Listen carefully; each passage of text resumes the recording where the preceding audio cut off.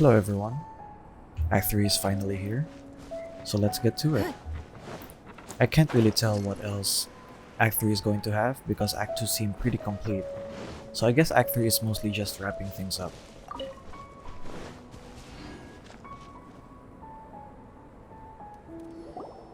Albedo! Hey Albedo. Traveler, Paimon. I suppose your story is ready. Alright, we had that. Yep. How about you? Do you need some more time? No need. I am also ready to tell my story. Paimon calls dibs! Paimon first! Oh yeah, Paimon first because Albedo's is going to be better for sure. Please, go ahead. See, he sounds so confident in himself. Okay, here goes.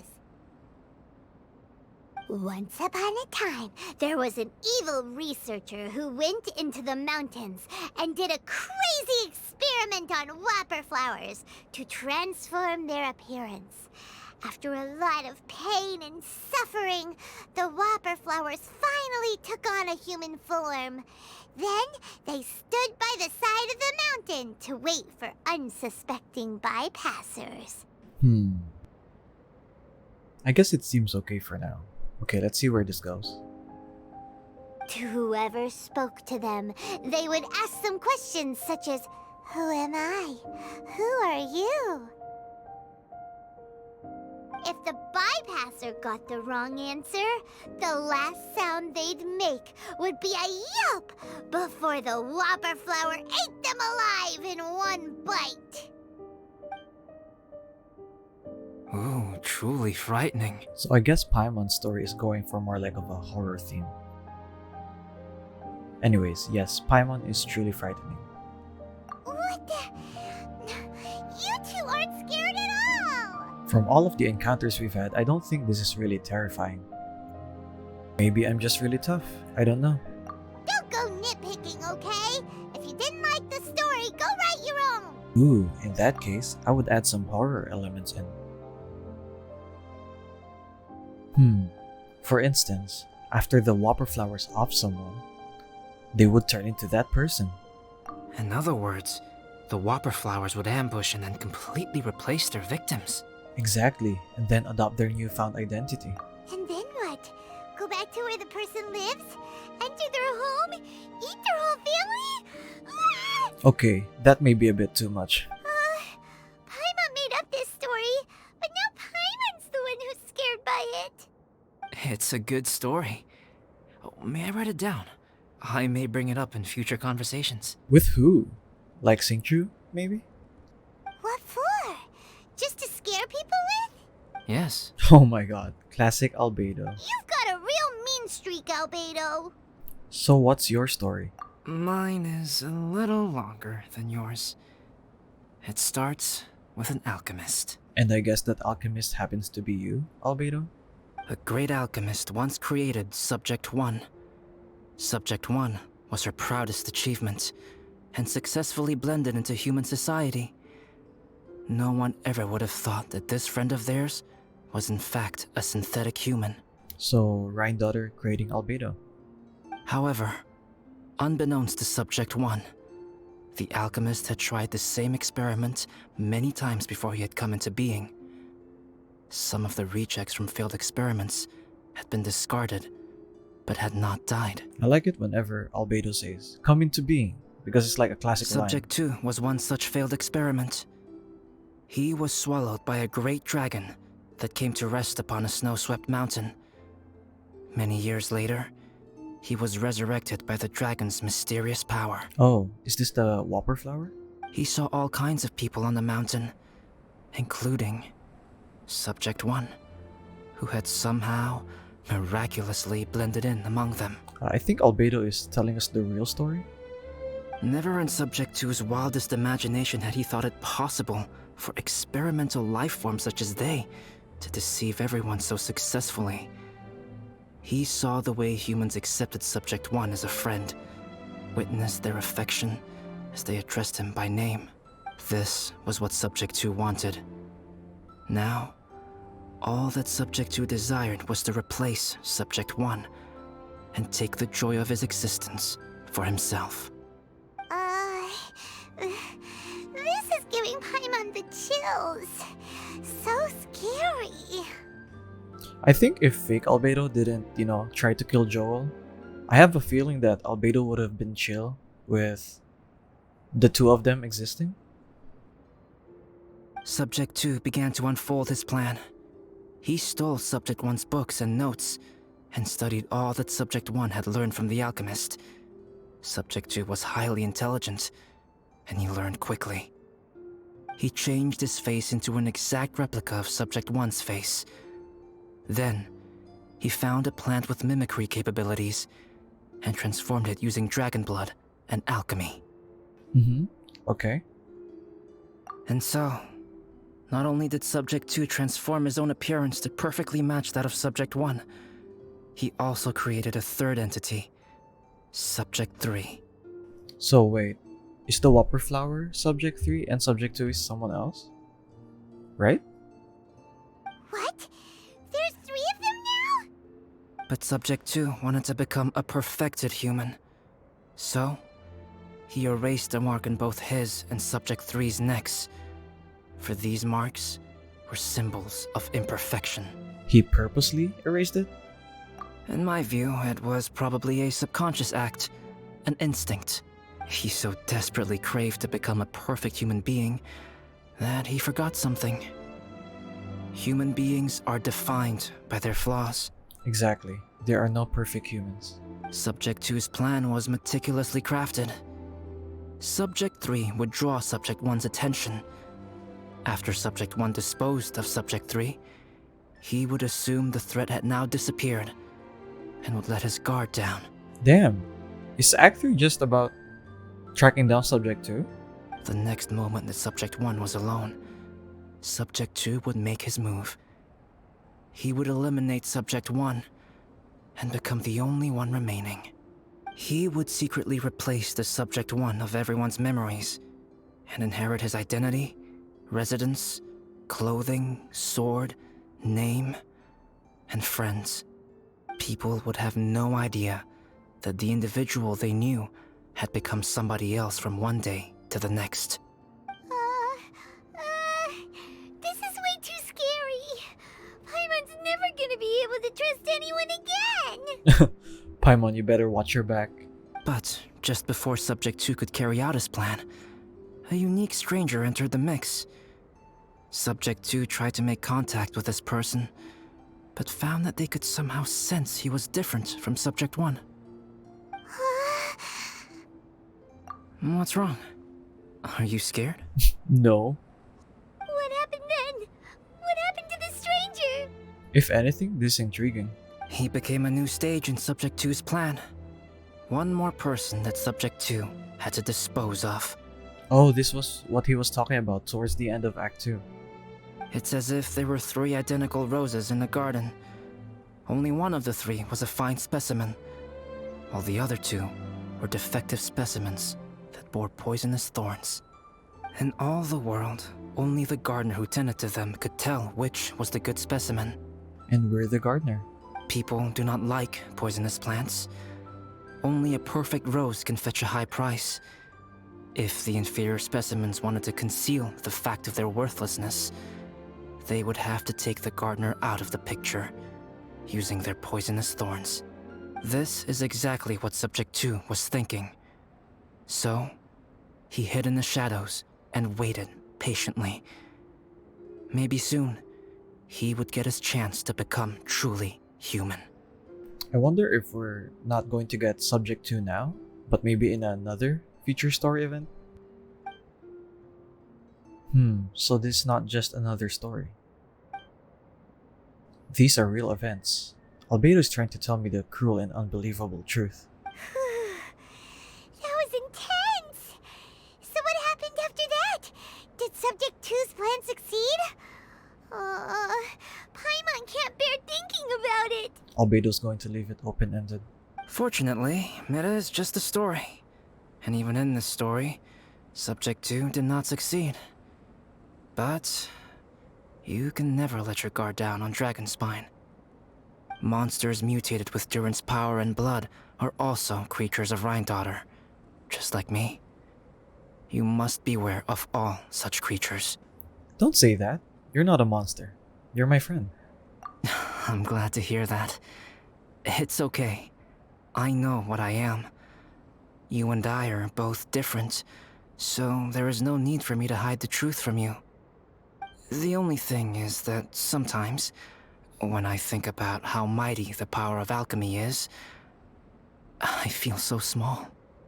As beings who set foot in this world, how arrogant are we in desiring to control our destiny, and in desiring to create? Is creation an arrogant act, traveler? If not, why do we call the ones that created us and control us gods? If it is, then what qualifies us to call ourselves creators? How far must we take our reverence and respect, and what purpose does it serve? How did you feel when you took out the imposter? Nothing special. But whenever I think about it, I feel a twinge of grief. Poor Albedo. Hello? Traveler, are you here? Hey, is that Amber? Thought we might find you here. Is there another problem? We're here to deliver a message from Cyrus. There's gonna be a big event down at the base camp, and they want you there too, Traveler. Winter camp is nearing its end. Apparently, even provisional instructors are required to attend. Looks like we need to go, Albedo. Bye for now. Then I won't keep you. I have some things to attend to here, so forgive me for not seeing you down. Don't worry about it. There have been no issues getting up and down the mountain recently. Is everyone ready? Let's not keep them waiting.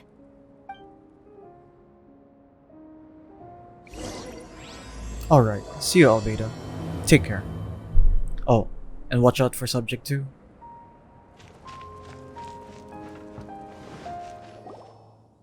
Huh? Who is this guy? Is he Joel's father? Allow me to introduce Yozerv. He's Joel's father. Wait, they actually found him? Dad, this is that traveler I was telling you about. The traveler's helped me out loads in the past, and this time we even built a snowman together. Wait. Did Subject 2 turn himself into Joel's father? Joel has told me everything about you. I can't thank you enough. This seems also suspicious. But anyways, I'm glad you're okay. Wow, this is amazing! Wait a second. Why is Cyrus discreetly wiping tears away? And what is Pallid doing here? Pallid is the hero of the hour this time. Go on, Pallid. Tell us what happened in your own words. Okay. The weather was fine on that fateful day, and I had a feeling that Lady Luck was smiling I hate down this on dude. me. So I trusted my gut and set off to explore somewhere new, somewhere dangerous. Because where there is great danger, there is also great treasure. Oh, shut up. Why does this sound so hard to believe? But I had only been away from the group for a short while when I fell down a slope and just started rolling. Uh-oh. Did my bad luck rub off on him when we ran into each other on the mountain? Good job, Bennett. The place I fell to was somewhere I didn't recognize, and I'd sustained a few injuries. I remember thinking to myself, this is the worst luck I've ever had in my whole life. Then I met Yozerv. He'd heard the sound of me falling and came out to see what was going on. Huh? Wow, so it was completely by chance then. Yeah, and really suspicious. Like, how long has Joel's father been missing? I thought he must have been someone from the Adventurers Guild here for the event, but after a few words of conversation, it was clear that he was having memory problems. He didn't even know his own name. Yeah, because he's not Joel's father. He's just someone who copied him. The temperature was freezing, and there was no time to deal with all that there and then, so I convinced him to come back to the camp with me and figure everything else out after we got there. We got back to the camp, ran into Joel, and the moment he saw him, he froze for a second with this completely stunned expression on his face, and then he started crying out, "Dad! Dad!" That's when Yozerv suddenly started to remember. See? Joel reacted first, but the father didn't, so it's suspicious and he's the imposter. My memory has still not fully recovered, but Joel and his mother, They are the only ones that I will not, no, that I cannot forget. I don't know if it's just me, but he doesn't really sound that happy or enthusiastic to see his son after a long time. Daddy. Daddy's right here, Joel. Daddy's right here. Yozerf, don't you remember anything else at all? The poor princess, feeding the foxes? I'm sorry. I have no recollection. Maybe it's because of the head trauma. I'm not sure.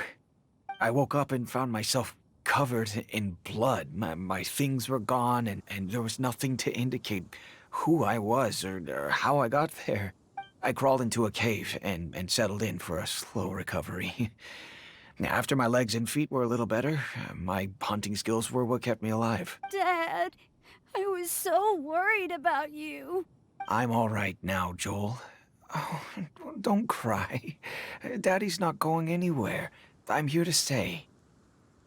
Oh, this is good. This is good. All's well that ends well. You know what, though? I definitely think my luck got worse after running into Benin on that mountain. What the heck, Pallet? You didn't have to say that. I knew it. I just... No. I just meant if it weren't for you, there's no way I ever would have run into Yozerv on a mountain this huge. Oh, okay. That's fine. Besides, we got back safely, didn't we? So don't blame yourself. Maybe sometimes miracles can only happen when you get just unlucky enough. Pallet. When did you become such a smooth talker, huh? Huh? Am I? I was just telling the truth. Okay, reputation +1 for now. Oh, yeah. I want to say thank you to the Traveler, Uncle Cyrus, Auntie Eula, and Auntie Amber. Thanks, everyone. You all helped look after me, and I will always remember it. So I guess after this, Joel won't be around the camp anymore? But I guess I can't take the snowman with me, or it'll melt once it leaves Dragonspine. It's such a shame. Oh, I can help with that. One moment.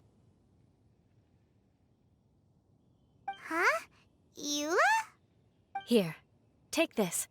It's powdered rime. Just add it to your snowman, and it will never melt. Oh, so that's how we can put it in our Serenity pot. Wow! Really? Oh, this is awesome! You're the best, Auntie Eula! Dad, I have an unmeltable snowman now!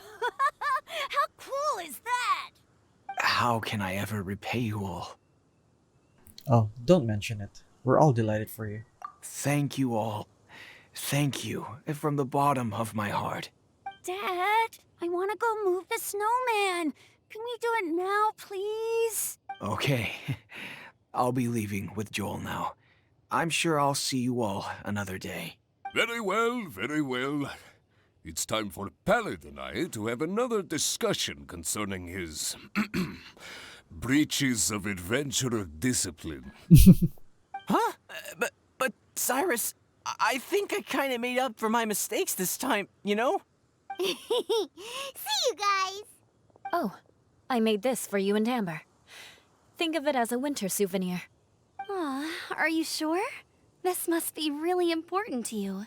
Come on now, just take it. No need to make such a fuss. Wow. Now our snowman won't I melt knew it. either. Great. Thank you, Eula. I'll treasure it. You're welcome. Just keep it. That's all I ask. Amber and I have some business to attend to now. See you later. See you later. Everyone's gone. Seems like they've all got their own Does the stuff to traveler do now. not suspect? Subject to being Joel's father? Oh, you know what? We've been on Dragonspine all this time, and somehow Paimon still forgot to ask Albedo about how to make a fruit juicifier machine that could keep the juice fresh. We're still on that? Maybe we should try Timaeus again. He does seem pretty eager to please after all. Timaeus! Traveler and Paimon, what can I do for you? Wait a minute. You've got that mischievous look on your face. Oh, you're not still thinking about that ridiculous juicer thing, are you? Timaeus, will you help us? There's no us in this situation, Paimon. Well, if the Traveler isn't really interested, then, yeah, maybe I'll give this one a pass. It's just the weirdest request ever. No, but Paimon's Sunsettias are gonna go to waste without it! And the time it would take me to research something like that, I could probably pick those Sunsettias again 10 times over. New research project, Timaeus? Hmm? We meet again. Sup, Albedo? Oh, Albedo, thank goodness. So the situation is, Paimon wants a machine that can turn fruit into juice and keep the juice fresh. I mean, surely it's... Majorly important, that's what it is. If you can manage to invent this, we'll never have to worry about fruit going bad ever again! That's impossible. Wait, where did the mark go? Wait, what?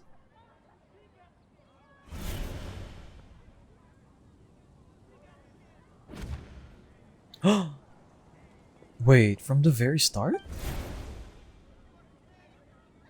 Wait, his neck? Turning fruit into juice is not hard, but keeping it fresh is more difficult. But if you simply want to keep the fruit from rotting, there are many ways to achieve this. Wait, from the very beginning?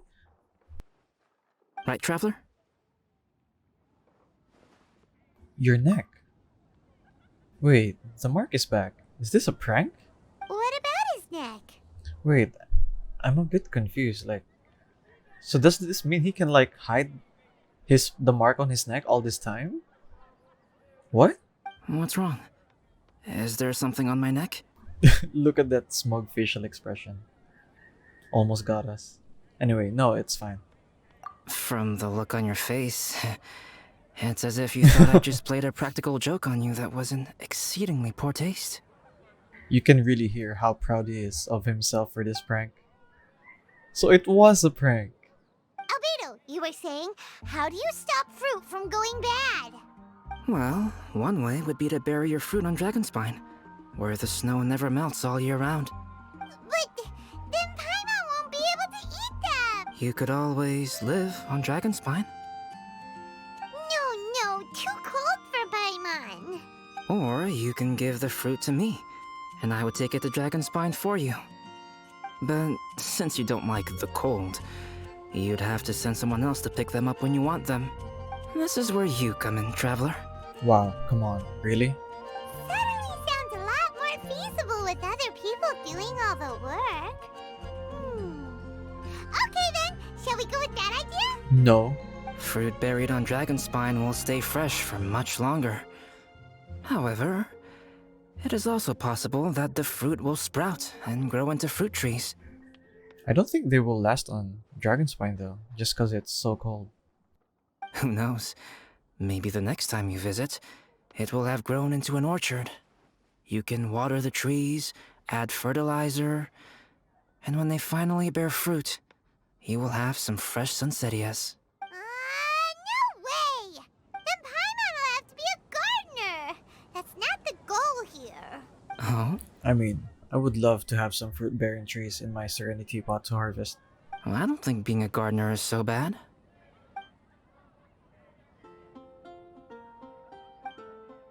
A gardener. I didn't expect Albedo to joke about this.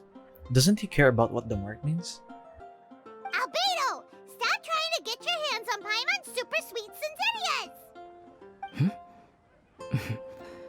It bothers you, does it? Of course it bothers Paimon! They are the rarest, super duper sweetest Sunsettias ever! And they're not for you! Okay, but they're just Sunsettias. I think you're only so attached to them because you don't have much fruit of this quality in your possession. When someone's pockets are full and their spirit is fulfilled, they don't easily fall prey to this kind of yearning. Huh? Really? I see. That makes a lot of sense.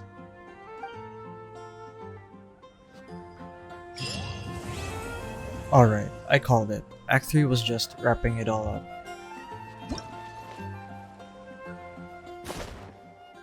Alright, I think we're all done for this event. Let's talk a bit more to Albedo, because I think that's all we have left. Dragon spine is too cold for ordinary fruit trees to survive. Yeah, I knew it. But? If, one day, Dragon spine did become home to gardens and orchards, there would be more reasons for people to visit. Perhaps a little life is the key to attracting people. Aw, that's nice. But I don't think MiHoYo will let that happen. Dragonspine will always be Dragonspine. Life may exist in all kinds of unfathomable forms, and in all manner of unthinkable environments. Mysterious, yet tenacious. Perhaps this is what makes life so special. Really is fascinating. I'm the real Albedo. Anyways, let's go back to camp. So we can, I don't know, just end the event there. Alright, that's the end of Act 3, and I think for the whole event. Well, let's just check really quick. So yeah, there's no more event quest here. So that means we're done with all the story quests in this event.